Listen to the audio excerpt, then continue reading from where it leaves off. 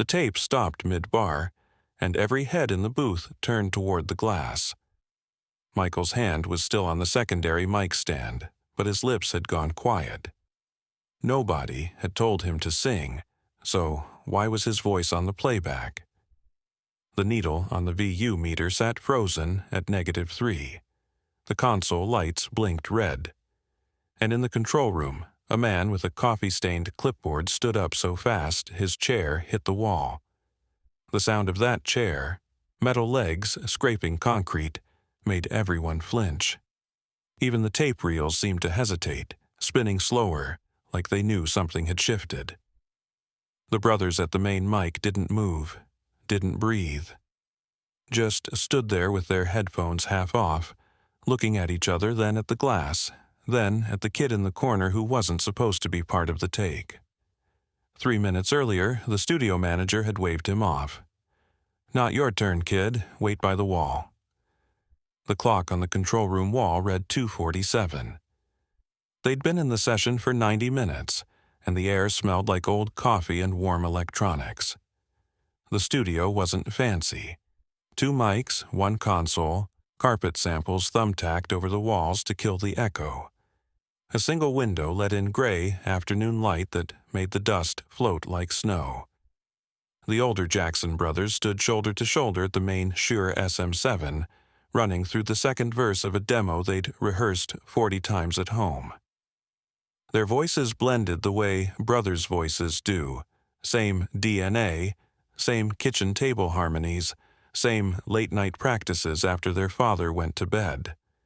Michael sat on a folding chair near the door, legs swinging 6 inches off the ground, watching the needle bounce on the VU meter behind the glass.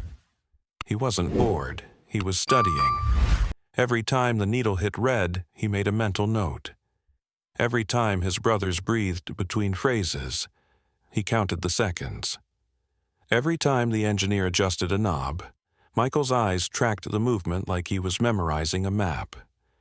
The manager, a man named Ron, mid-40s, tired eyes, coffee-stained clipboard, had a schedule written in blue ink and underlined twice.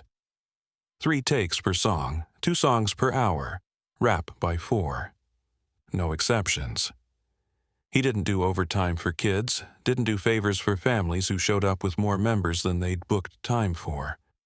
When Michael had stepped toward the mic after the first take, Ron's palm went up like a stop sign. Fast, certain. The kind of gesture that didn't invite questions. "Older ones first. You'll get your slot." Michael nodded, stepped back, sat down again, hands folded in his lap. But here's the part you can't miss. His eyes stayed on the microphone the whole time. Not on his brothers. Not on the console, on the mic. Like he was having a conversation with it that nobody else could hear. Ron noticed, but didn't think much of it. Kids stared at stuff. That's what kids did. He went back to his track sheet, checking boxes, marking time codes, doing the math on how many minutes they had left before the next client walked in. Second take. The brothers hit the chorus, and Ron leaned into the talkback. "Good, 1 more, tighter on the harmony stack." Michael stood up, quiet, no announcement, no hand raised. He walked 4 steps to the secondary mic, the one they used for guitar amps, the one nobody had plugged into the board. Except someone had. The previous session had left it hot. Fader at 0 but phantom power live. A mistake. A small one. The kind engineers made when they were running behind and the next group was already in the hallway. Ron didn't notice. He was marking the track sheet, head down, pen scratching paper in the silence between takes. Pete, the engineer, was rewinding tape, watching the big reels spin backward, making sure the oxide wasn't bunching. Michael leaned close to the grill, close enough to smell the metal, close enough to feel the warmth of the phantom power humming through the circuit. He hummed, not loud, just enough to find the pitch, just enough to feel where the note lived in his chest. Then he opened his mouth and sang the harmony line, the one his brothers were about to double. But he sang it first, a half-beat early, locking into a pocket nobody had written. It wasn't the melody, it wasn't the bass line. It was the space in between, the place where the chords wanted to resolve but hadn't yet. The brothers kept singing. They didn't hear him through their headphones. Ron didn't hear him through the glass. But the tape heard everything. Third take finished. Ron hit stop, rewound the 2-inch master and punched play for the client check. The brothers leaned against the console, arms crossed, waiting for the nod. They'd done this enough times to know the routine. Listen back, fix the mistakes, move on. 4 bars in, Ron's hand froze on the fader. Not slowly, all at once, like he'd touched something electric. "Wait, stop, who's that?" The brothers looked at each other. Eyebrows up, confusion spreading. "What?" Ron spun the pot, isolating the right channel. Pushed the monitor volume up 3 notches. There it was. A second voice, clear as glass, writing under the lead like it had always been there. Not a double, not a shadow. A whole new line, woven through the chords like thread through fabric. It had weight, it had intention. It changed the way the entire mix sat in the speakers. Pete leaned forward, squinting at the meters like they might explain what he was hearing.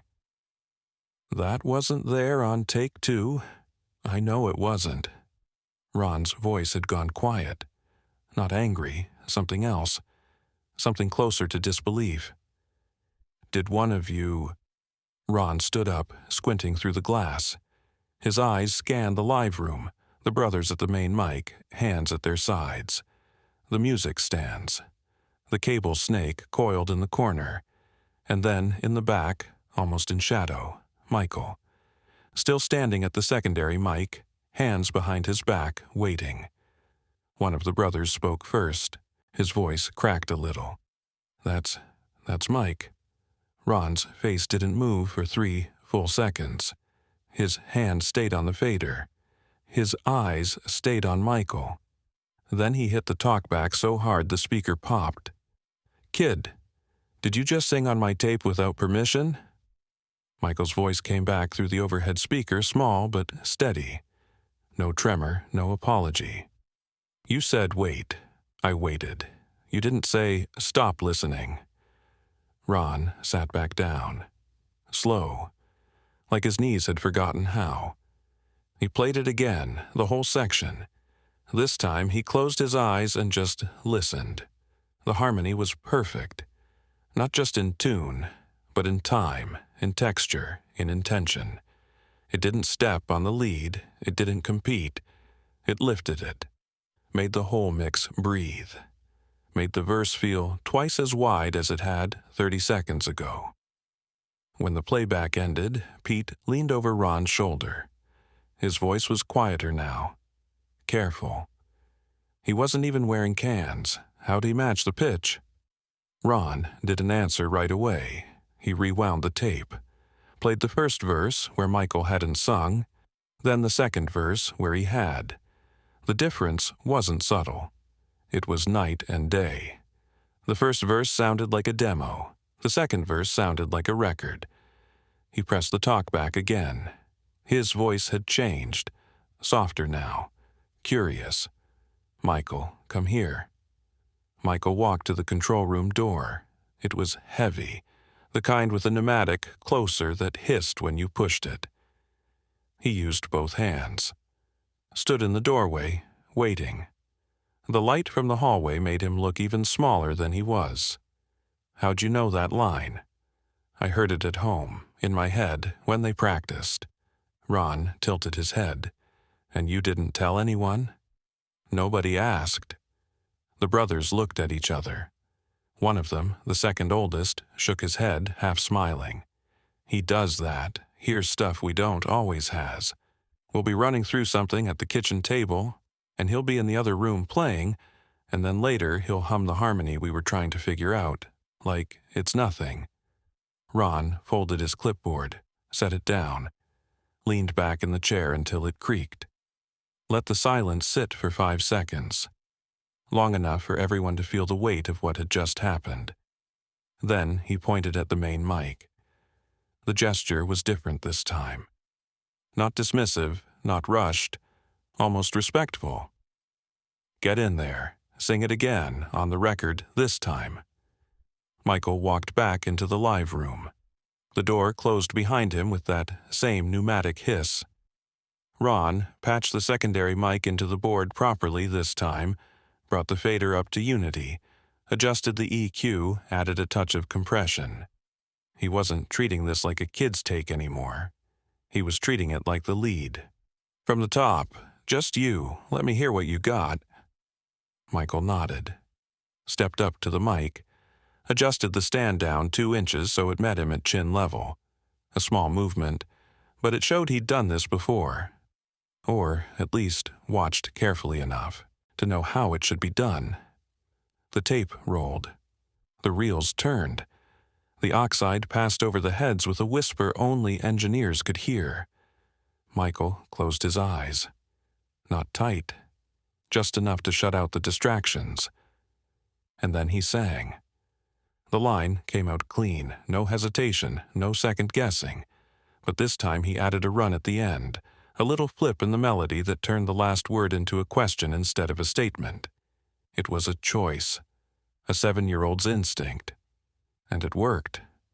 It made the phrase open-ended, made you want to hear what came next, made the whole song feel like it was asking something instead of just telling.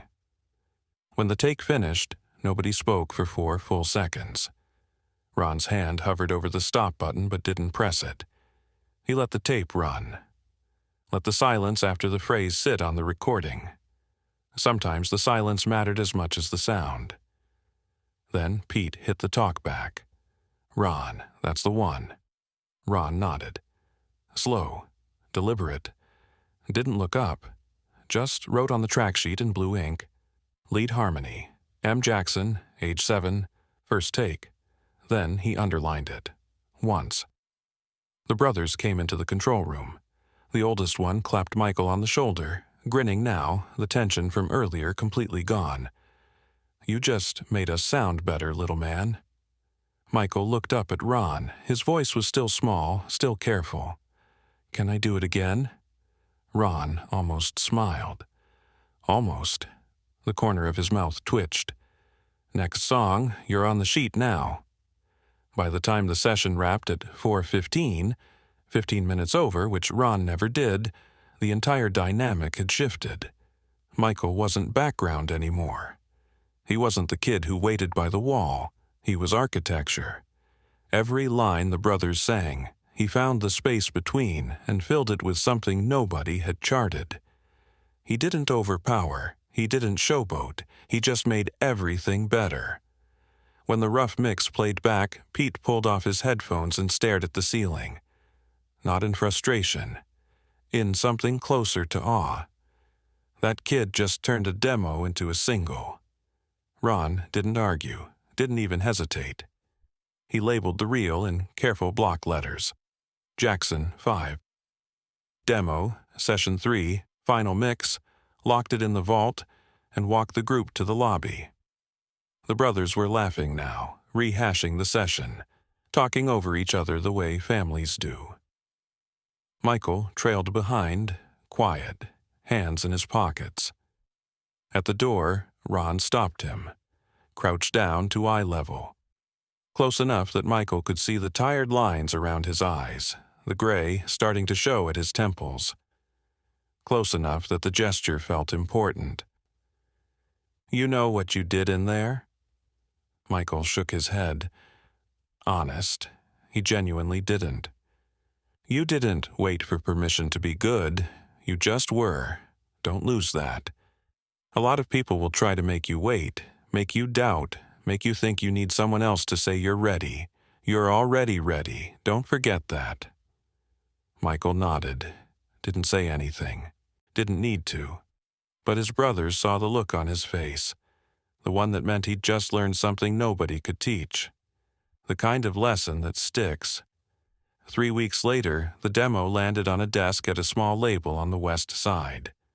The A&R rep, a woman named Sandra who'd been in the business long enough to know the difference between potential and polish, played it once at low volume while she sorted through contracts.